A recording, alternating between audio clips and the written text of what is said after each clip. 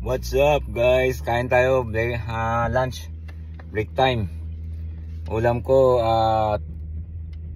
magi sabor, yung toyo, tsaka lechon manok. Ang hirap pala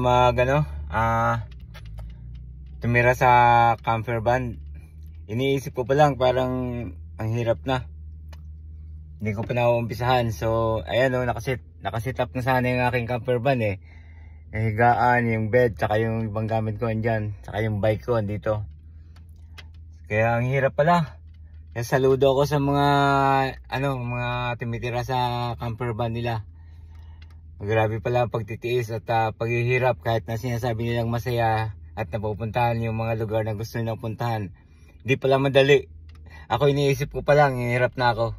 So saludo ako sa inyo mga boss. Keep safe sa daan at saka enjoy.